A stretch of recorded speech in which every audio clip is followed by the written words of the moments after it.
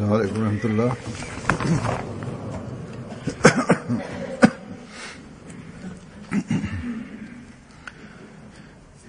أشهد أن لا إله إلا الله وحده لا شريك له وأشهد أن محمدا عبده ورسوله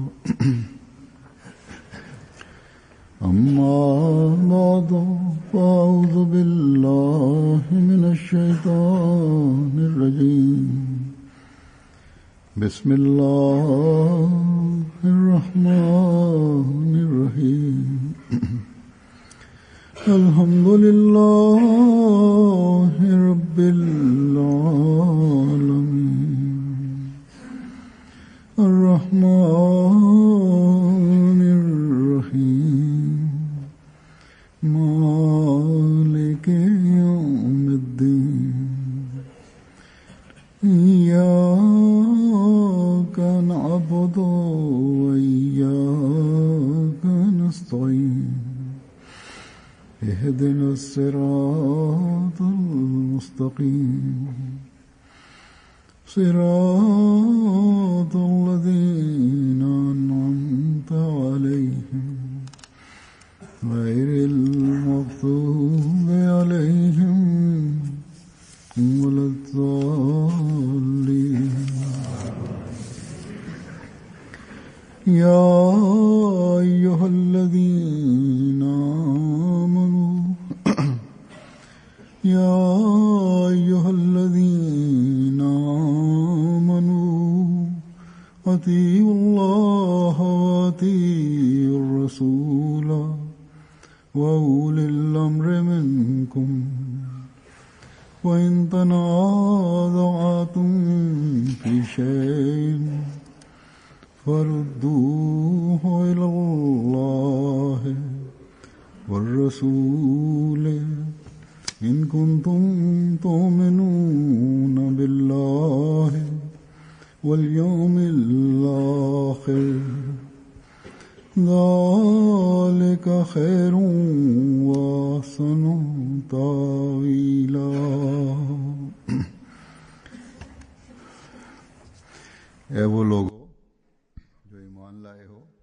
Ô vous qui croyez, obéissez à Allah et obéissez aux messagers et à ceux qui ont de l'autorité sur vous. Et si vous êtes en litige sur n'importe quelle question, référez-la à Allah et aux messagers. Si vous croyez en Allah et au jour dernier, cela vaut mieux et est excellent par rapport aux résultats.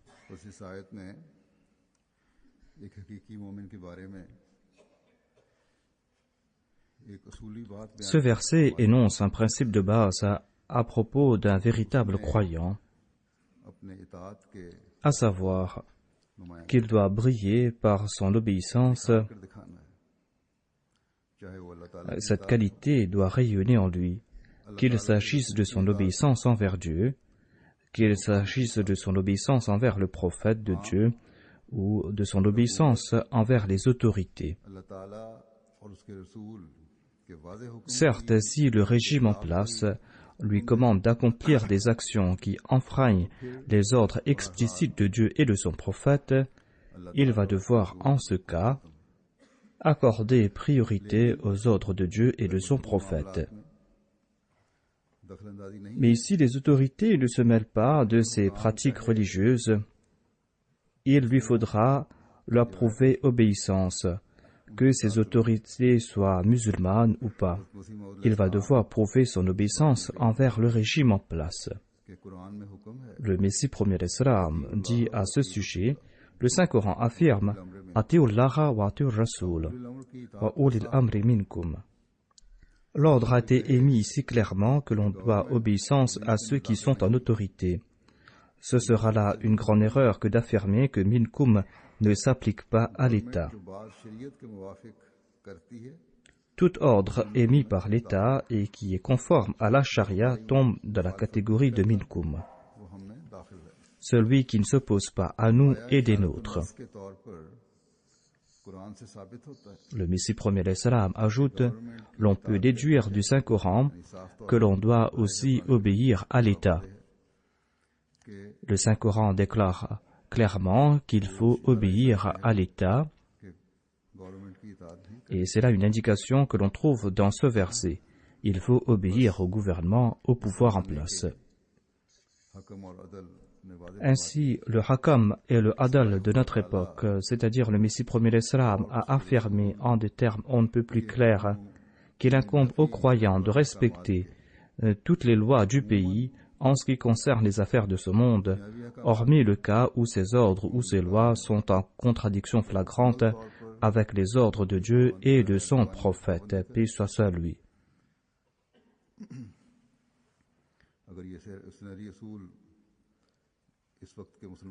Si les musulmans d'aujourd'hui adoptaient ce principe d'or, à savoir qu'il ne doit pas se rebeller contre l'État, il n'y aurait pas autant de troubles dans beaucoup de ces pays, des troubles que nous sommes en train de constater. Il y aura la paix qui va régner dans ces pays. En tout cas, je ne veux pas pour l'instant entrer dans le débat pour tenter de connaître qui d'entre les États ou qui d'entre ces groupes rebelles sont les plus fautifs et à quel point cela a affecté la Oumma de l'islam. Je ne vais pas entrer dans ces détails. Aujourd'hui, je vais présenter par contre un long écrit du Messie premier l'Islam, dans lequel il évoque la norme et l'importance de l'obéissance et les dommages que peuvent engendrer la désobéissance et le rôle de l'obéissance dans la diffusion du message de l'islam. Aujourd'hui, seuls les Ahmadis pourront faire montre de ces qualités, seuls les Ahmadis pourront faire montre d'une obéissance parfaite. Seuls les Ahmadis pourront montrer comment établir la dignité et l'honneur des musulmans. En tout cas, l'on doit servir d'exemple en premier et l'on doit en premier rehausser la norme de son obéissance. Le Messie premier l'Islam déclare, c'est-à-dire obéissez à Allah et obéissez au prophète et obéissez à l'État ou au souverain. Si l'obéissance est sincère, elle engendrera une lumière dans le cœur et l'âme en tirera un grand délice et sera éclairée. Les efforts ne sont pas aussi nécessaires que l'obéissance, dit le Messie premier l'Islam. Les efforts ne sont pas aussi nécessaires que l'obéissance, mais la condition est une obéissance sincère. Et c'est là une tâche difficile. L'obéissance exige que l'on immole ses désirs, les désirs de son âme. Sinon, l'obéissance sera une tâche impossible. Ce sont ces mêmes envies de l'âme qui se transforment en idoles dans les cœurs de grands muwahhids.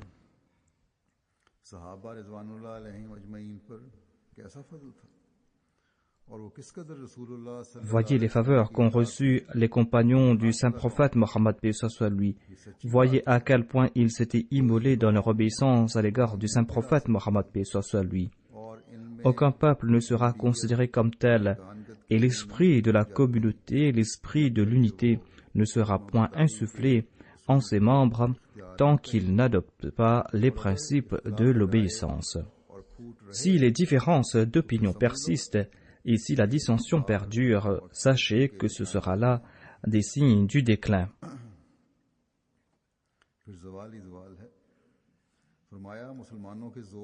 Il n'y aura que le déclin.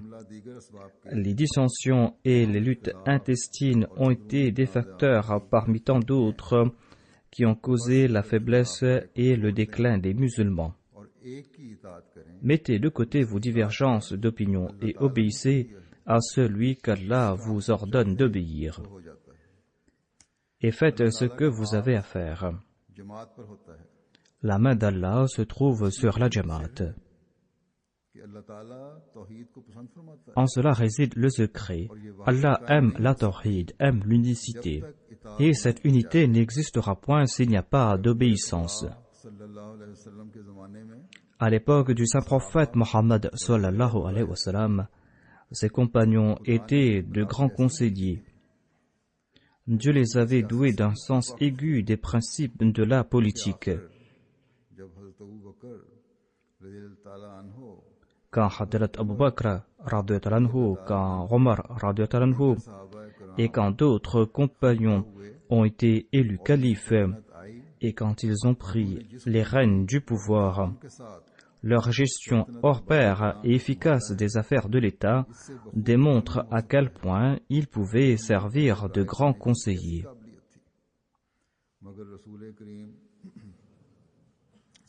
Mais quand, devant le saint prophète Mohammed sallallahu alayhi wa sallam, celui-ci a dit quelque chose, eh bien, ils ont dédaigné toutes leurs opinions, ils ont dédaigné toute leur intelligence et leurs aptitudes. Et toute parole du saint prophète Mohammed lui devenait pour eux un ordre à être exécuté. Il était si fou d'obéissance à l'égard du saint prophète Mohammed lui qu'il cherchait des bénédictions du reste d'eau avec laquelle le saint prophète avait accompli ses ablutions. Et les lèvres du saint prophète étaient pour eux source de bénédiction. S'ils n'avaient pas fait preuve de cette obéissance et de cette soumission, s'ils accordaient tous préférence à leur opinion, eh bien il y aurait eu dissension et ils n'auraient pas atteint ces statuts aussi élevés. Selon moi, un seul argument suffirait pour mettre fin à ces conflits entre sunnites et chiites, notamment que le fait qu'il n'y avait pas de dissension ou d'animosité entre les compagnons du saint prophète Mohammed lui. Car leur progrès, leur succès prouvent qu'ils étaient tous unis. Et leur progrès et leur succès prouvent qu'il n'y avait pas une once d'hostilité envers quiconque. Les ennemis, dans leur fourvoiement, affirment que l'islam s'est répandu par la force de l'épée. Mais je réplique quant à moi que c'est tout à fait faux. Les veines des cœurs de ses compagnons du saint prophète, paix soit lui, regorgeaient d'eau d'obéissance, une eau qui a coulé à flot. C'est grâce à cette obéissance et à cette unité qu'ils ont pu conquérir les cœurs des autres. Je crois, quant à moi, dit le Messie premier l'Islam, qu'ils ont pris l'épée dans le seul but de se défendre, de se protéger. Même s'ils n'avaient pas pris leurs épées, ils auraient certainement conquis le monde avec leur langue.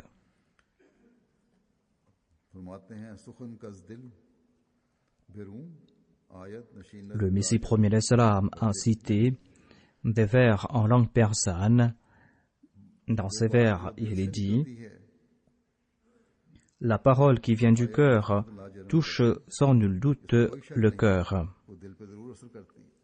La parole qui sort du cœur touche sans nul doute le cœur. Ensuite, le Messie premier l'Islam dit: ils ont accepté le cœur sincère une vérité qui s'offrait à eux. Il n'y avait point de leur part artifice ou ostentation. Ce fut leur sincérité la raison de leur succès.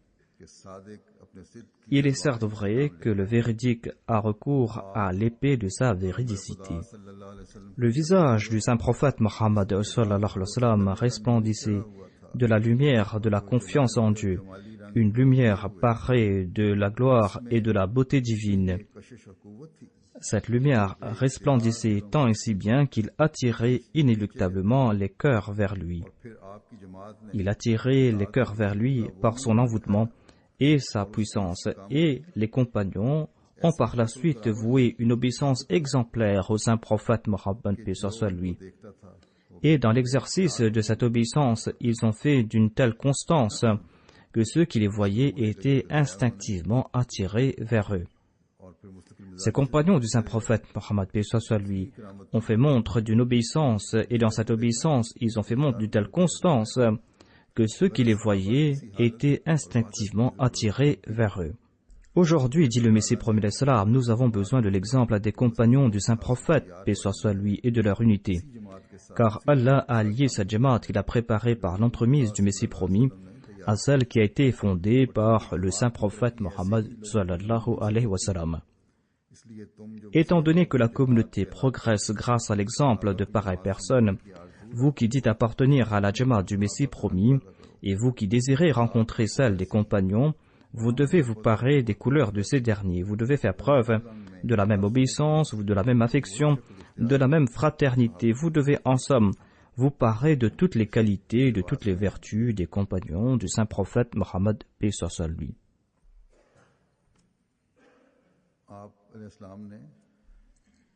Dans cet écrit, le Messie premier l'Islam nous a expliqué beaucoup de choses.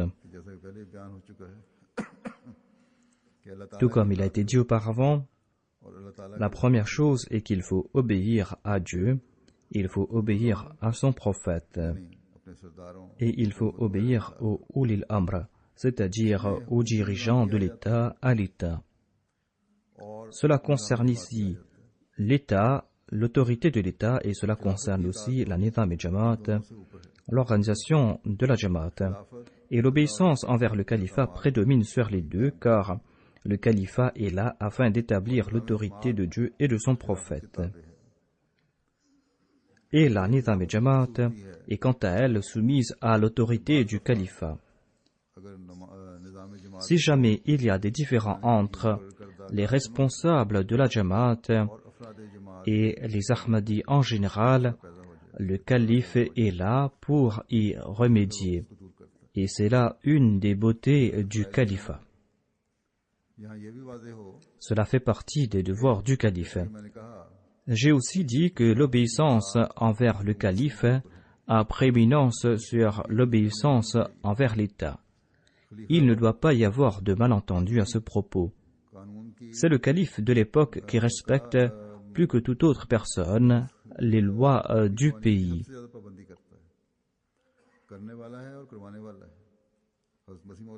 C'est lui qui respecte ses lois, c'est lui qui pousse les autres aussi à respecter ses lois. Le Messie premier l'Islam affirme « Ulil Amr » signifie physiquement le souverain et spirituellement l'imam de l'époque. Ainsi, un régime spirituel peut fonctionner à l'intérieur d'un régime temporel. Et cela peut se faire. Et nous sommes chanceux de faire partie de ce régime spirituel. Et c'est pour faire avancer l'organisation de l'imam de l'époque que Dieu a établi le système du califat. Le système du califat qui tente d'établir la souveraineté de Dieu et de son prophète dans les cœurs des gens. Et quand il y a des litiges, le calife rend un verdict selon les ordres de Dieu et de son prophète sallallahu alayhi wa sallam. C'est là une autre faveur sur nous que le système du califat existe parmi nous.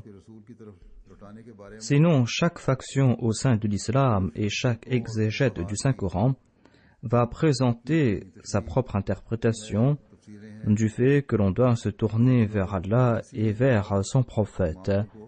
Et certaines de ces interprétations, au lieu de résoudre ces différends et ces litiges, les rendent encore plus compliqués. Et cela peut les rendre encore plus compliqués. Les différentes opinions concernant les relations que l'on doit avoir avec l'État peuvent aussi causer d'autres difficultés. C'est en suivant le califat que l'on pourra trouver un consensus et arriver à une décision. Et jamais les Ahmadis ne pourront prouver leur gratitude à ce propos. Ils pourront prouver leur reconnaissance envers Dieu en faisant preuve d'une obéissance parfaite à l'égard du califat. Le Messie premier l'Islam a dit quelque chose d'important, à savoir que si l'obéissance est sincère, elle va générer dans le cœur une lumière et l'âme va en tirer un grand délice et un grand plaisir. Cela signifie certainement l'obéissance au système spirituel. Voilà en somme l'échelle à laquelle chacun d'entre nous doit mesurer son obéissance. On doit se demander si une lumière a pris naissance dans son cœur suite à cette obéissance. L'âme se délecte-t-elle de cette obéissance? Une lumière a-t-elle pris naissance en l'homme suite à cette obéissance? Si chacun d'entre nous médite à ce propos, il pourra juger de son propre chef la portée de son obéissance. Jusqu'à quel point il est en train d'obéir à Dieu et à son prophète, sallallahu alayhi wa sallam. Et à quel point il est en train d'obéir au système du califat établi par le Messie promis alayhi salam. Si après avoir obéi à Dieu et à son prophète, on n'acquiert aucune lumière, et bien selon le Messie promis alayhi salam, cette obéissance n'est d'aucune utilité. L'on pourra instaurer la paix et la tranquillité en obéissant au régime temporel, au pouvoir en place. Mais la lumière spirituelle et le plaisir spirituel, quant à eux, se trouvent dans l'obéissance au régime spirituel. Le Messie promis alayhi salam nous présente aussi un autre point afin que nous puissions rehausser notre niveau spirituel. Il dit: les efforts ne sont pas aussi nécessaires que l'obéissance. L'on pourra entreprendre tous les efforts que l'on désire, mais s'il n'y a pas d'obéissance, l'homme ne profitera d'aucun plaisir, d'aucune lumière spirituelle, ni ne pourra-t-il trouver la paix. Quant à ceux qui sont fiers de leurs prières, quant à ceux qui sont fiers de leurs actes d'adoration, mais qui ne sont point obéissants, ils ne pourront point profiter des faveurs divines. Un autre point important évoqué par le Messie promis alayhi salam est que pour qu'il y ait obéissance, on va devoir immoler son ego, on va devoir égorger son ego, son moi, on va devoir mettre fin à son orgueil, on va devoir égorger son égocentrisme, et on va devoir faire en sorte que ses désirs soient en accord au plaisir de Dieu et de son prophète sallallahu alayhi wa sallam. Et c'est là que l'on pourra atteindre la norme requise dans l'obéissance. Sinon, dit le Messie promis alayhi salam, il ne pourra y avoir d'obéissance. Le Messie promis alayhi salam déclare que des idoles prennent naissance même dans les cœurs de grands muwahhid, dans le cœur de ceux qui disent qu'ils adorent Dieu, qu'ils acceptent l'existence d'un seul Dieu.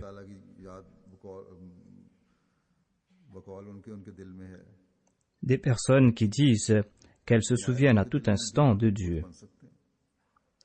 Le Messie promis alayhi salam dit que l'égocentrisme peut aussi prendre naissance dans leur cœur. Ils peuvent clamer qu'ils adorent un seul Dieu, mais la vanité, la fierté sont autant d'idoles qui naissent dans leur cœur.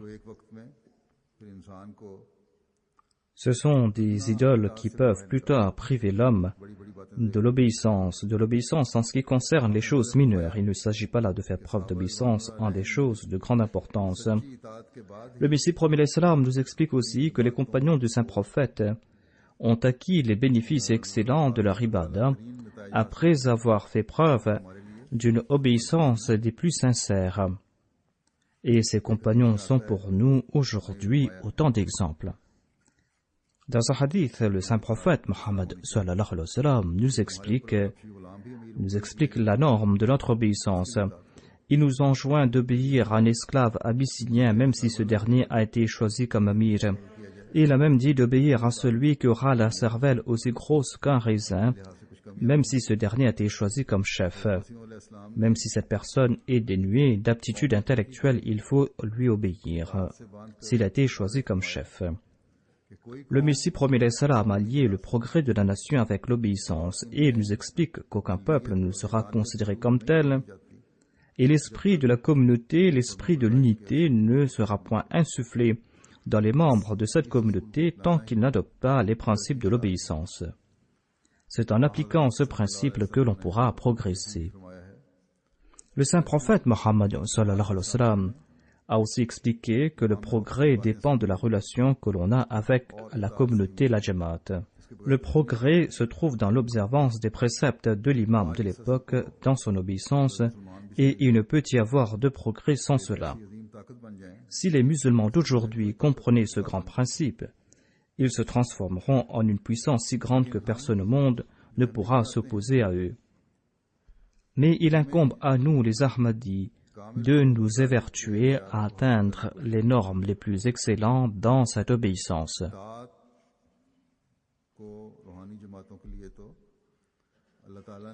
L'obéissance vaut mieux et excellent pour la fin des communautés spirituelles, tout comme l'a énoncé Dieu dans ce verset. Quand on fera preuve d'obéissance, la fin sera bonne. Et c'est grâce à cette obéissance que l'on pourra apporter une révolution. Mais nous constatons aussi comment l'obéissance a accompli des prodiges, même quand il s'agit des régimes de ce monde. L'histoire raconte que Napoléon est arrivé au pouvoir quand la France commençait à sombrer dans le déclin. Il est arrivé au pouvoir quand la France, après son apogée, commençait à décliner. Sa situation s'empirait de jour en jour. Napoléon a dit à son peuple que tant qu'il y aura des dissensions parmi vous, eh bien, il n'y aura pas de progrès. Si vous cultivez l'obéissance, eh bien, vous serez victorieux, vous allez progresser et vous aurez le statut que vous mériterez. C'est ainsi que ceux qui désiraient le progrès du pays se sont réunis autour de lui. Ils l'ont accepté et ils l'ont choisi comme leader. Et ils ont fait preuve d'une obéissance exemplaire à son égard. Il leur a insufflé un tel esprit que tous ceux qui se réunissaient autour de lui obéissaient au doigt et à l'œil. Ils ont démontré un tel exemple d'obéissance que cette obéissance a changé la vie même de Napoléon. En dépit du fait qu'il demandait aux autres de lui obéir, quand il a vu ces exemples d'obéissance, il a apporté en sa personne de plus grands changements. En tout cas, par la suite, Napoléon a été vaincu après une grande guerre et il a été banni sur une île italienne. Par la suite, avec l'aide de quelques personnes, il a retrouvé la liberté et il est retourné sur la côte française, alors qu'il y avait un nouveau régime qui régnait en France. Le roi de France avait fait mander les prêtres, leur demandant de faire prêter serment sur la Bible les généraux et les soldats, de leur faire jurer sur la Bible qu'ils seront fidèles et obéissants envers le nouveau régime. Le roi leur avait demandé de lui jurer fidélité, la main sur la Bible, parce qu'il savait fort bien que Napoléon avait insufflé un tel esprit d'obéissance en son peuple. Il avait insufflé un tel esprit d'obéissance que si Napoléon retournait, il aura de nouveau le soutien de la population. Quand Napoléon a retrouvé sa liberté et quand il est retourné en France grâce à l'aide de ses amis, il a réuni autour de lui des paysans, des gens ordinaires de la population, des gens qui lui étaient encore fidèles.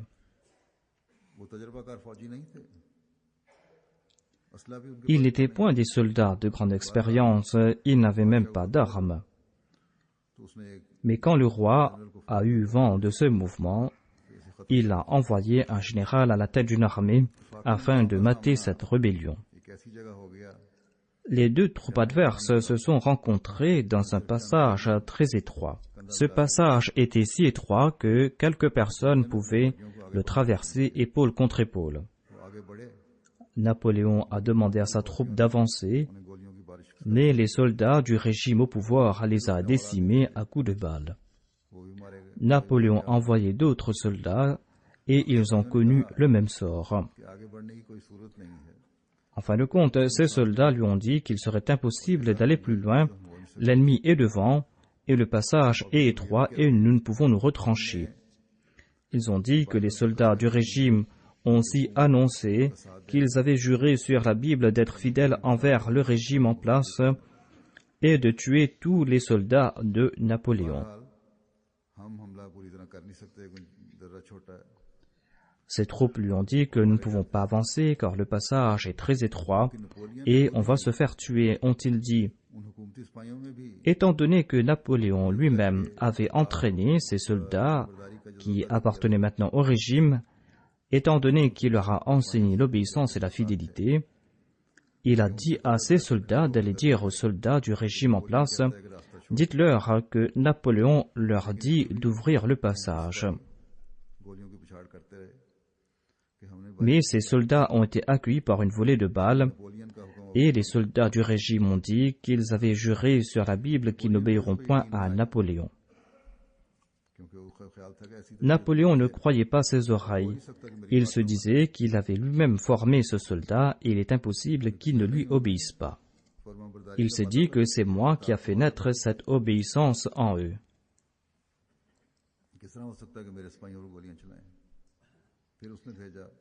Comment se peut-il qu'il commence à tuer mes soldats? Et il a envoyé d'autres soldats, ils ont connu le même sort. En fin de compte, Napoléon lui-même est parti en personne. Et il a dit que je vais voir s'ils vont accepter ce que je dis ou pas. Et il est parti, il a dit je suis Napoléon et je vous demande de nous laisser passer.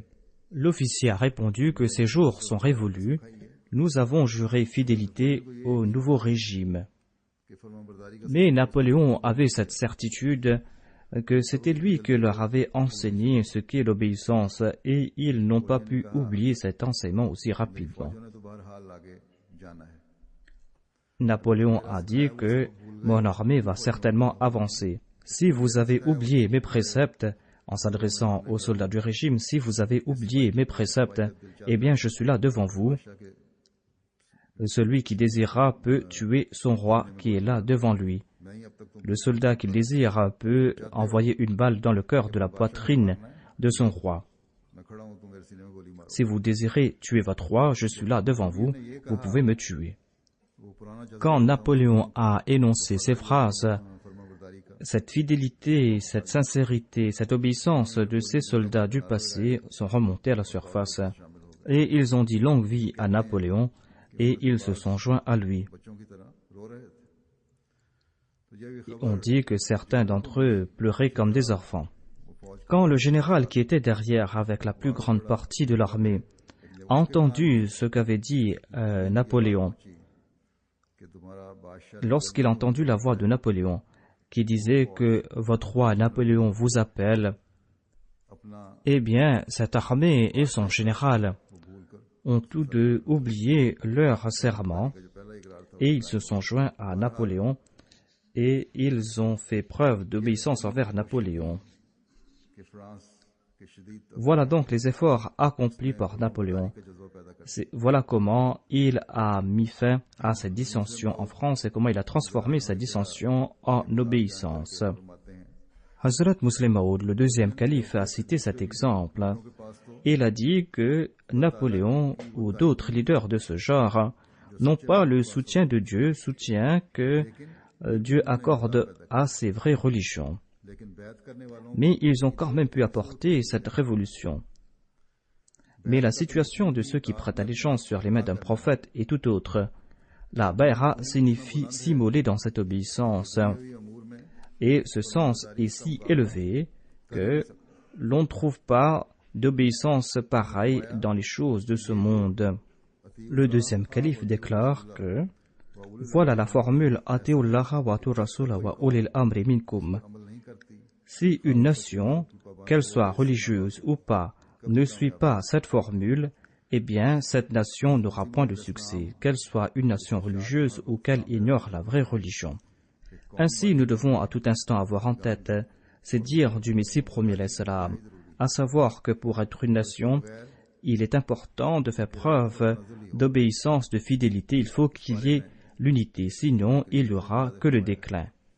Le Saint-Coran nous dit autre chose à ce propos. Allah déclare « Wa'tasimu bihablillahi jami'an wa la tafarraqu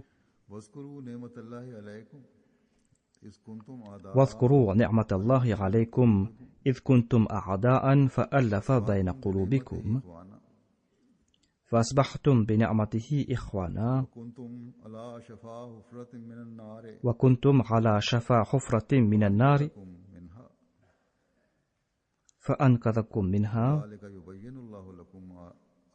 كذلك يبين الله لكم آياته لعلكم تهتدون. यानी अल्लाह की रस्सी को सब मजबूती से पकड़ लो, C'est-à-dire, cramponnez-vous fermement à la corde d'Allah et ne soyez point divisés. Et souvenez-vous des faveurs qu'Allah vous a accordées lorsque vous étiez ennemis et lorsqu'il a lié vos cœurs. और तुम आग के गड़े के किनारे Et vous êtes devenus frères par ses faveurs. Et vous étiez sur le bord d'un gouffre, d'un feu, et il vous en a protégé. शायद तुम हिदायत। C'est ainsi qu'Allah vous explique clairement ces signes afin que vous soyez bien guidés. ये वादे इरशाद है Ainsi, c'est là une directive très claire de la part de Dieu. मुसलमानों की बदकिस्मती कि इस वादे इरशाद के बावजूद Mais malheureusement, les musulmans, en dépit de l'existence de cette directive aussi claire, les musulmans sont victimes de cette dissension et cette dissension a atteint son paroxysme et ils ont oublié ces faveurs qui leur ont été accordées. और तनज़ुल की इंतहाओं को भी इस वजह से छू रहे हैं। Et ils ont commencé à toucher le fond. ज़माने से ये हालत मुसलमानों की जो थी उस वक्त Cette situation a débuté à l'époque du Messie premier l'Islam. Le Messie premier l'Islam a dit que ce déclin a commencé, mais maintenant ce déclin a atteint son paroxysme. Comparé à l'époque du Messie premier l'Islam, aujourd'hui ce déclin a atteint son apogée. राय छोड़ दो Le Messie premier l'Islam a dit que si vous mettez de côté vos dissensions et si vous allez obéir à une seule personne, c'est-à-dire à l'imam de l'époque, जो अल्लाह ताला ने भेजा है हज़रत सल्लल्लाहु अलैहि वसल्लम के गुलाम Sadiq Dieu a envoyé cet imam de l'époque, Dieu a envoyé le Messie promis, le serviteur parfait du saint prophète Mohammed paix soit sur lui. Il a dit que si vous allez lui obéir, vous allez voir comment vous serez bénis. आया कि अल्लाह ताला Qu'Allah leur accorde d'intelligence. जमात पर होता है। Et le Messie premier l'Islam a dit que la main de Dieu est sur la communauté. सल्लल्लाहु अलैहि वसल्लम के इरशादात में मिलती है। Voilà ce que nous voyons dans les dires du saint prophète Mohammed sallallahu alayhi wa sallam. खुदा ताला मिलेगा, Tant qu'il n'y aura pas cette unité parmi les musulmans, ils ne vont pas rencontrer Dieu et ils n'auront pas non plus de succès dans d'autres domaines. Ceux qui rencontrent Dieu et ceux qui connaissent le tawhid véritable उन्हें ही होता है जिनमें इबादत होती है। बस हमें भी सिर्फ sont ceux qui sont unis. नहीं हो जाना चाहिए। Ainsi, nous ne devons pas nous contenter du fait que nous avons prêté allégeance aux mains du Messie premier l'Islam. Il est important de grandir dans ce serment d'allégeance. के लफ्ज़ से Et pour cela, il faut se tourner vers le sens du terme bayra qui signifie se vendre. हम वारिस बनेंगे।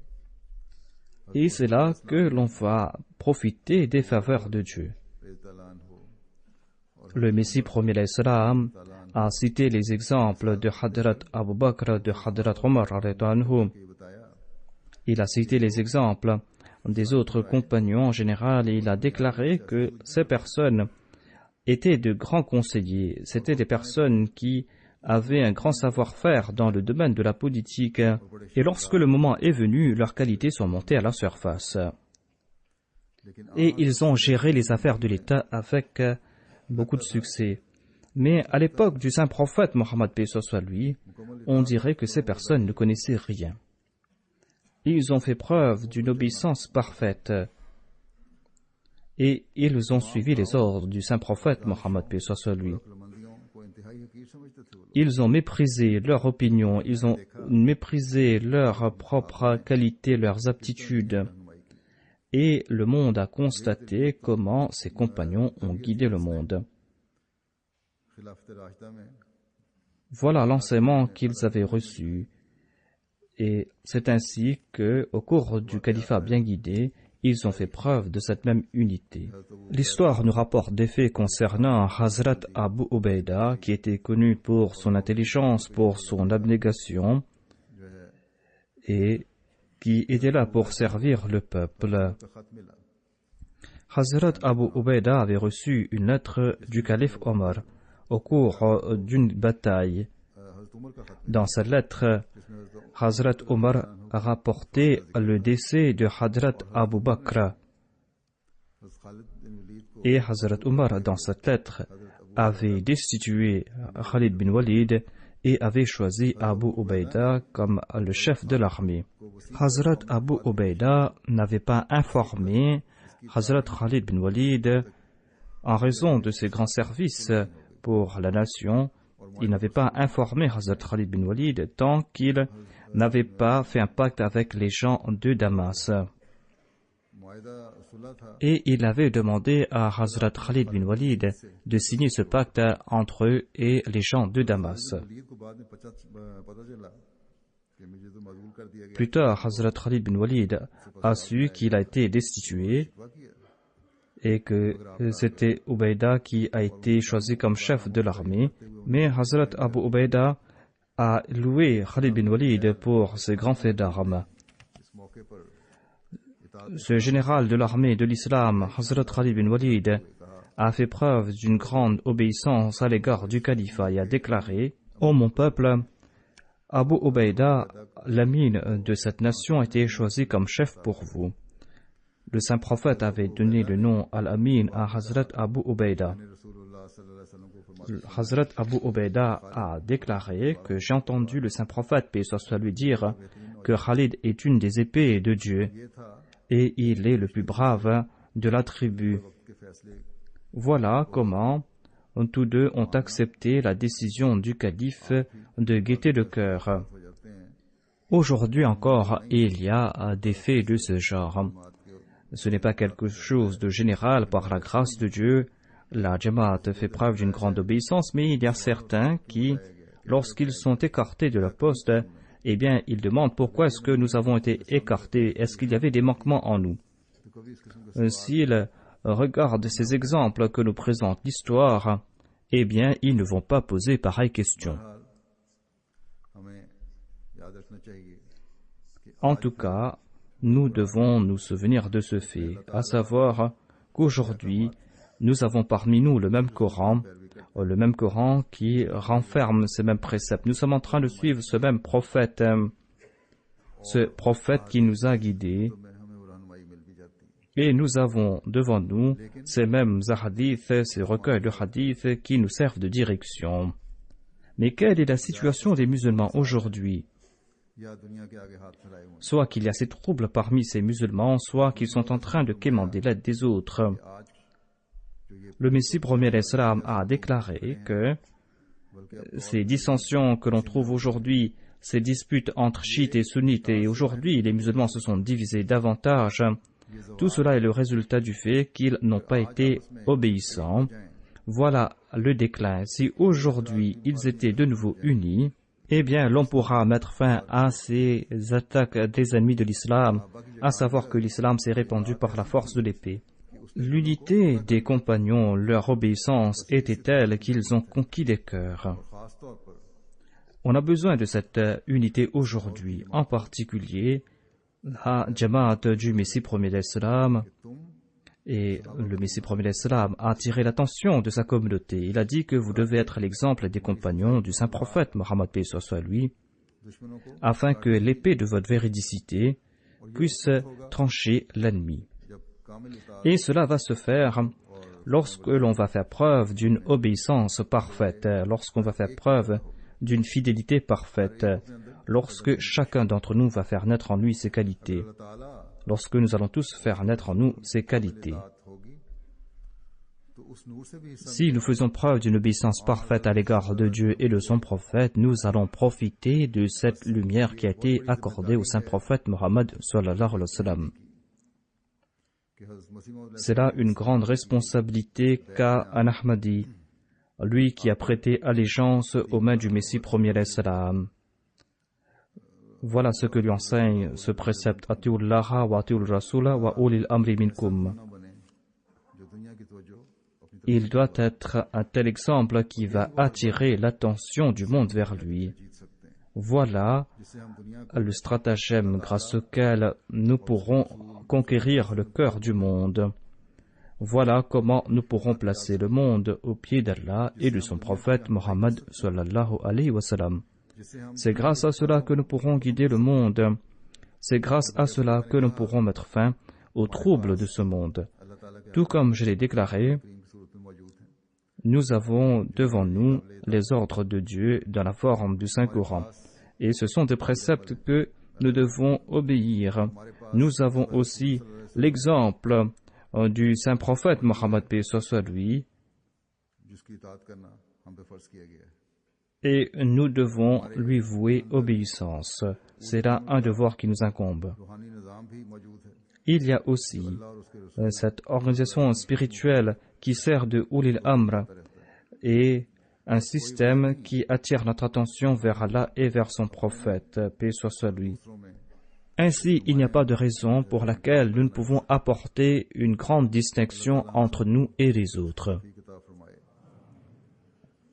Qu'Allah nous en accorde à nous tous la possibilité मसीह मौद अलैहिस्सलाम et qu'Allah fasse que nous soyons toujours à la hauteur des espoirs que le Messie premier l'Islam avait placés en nous.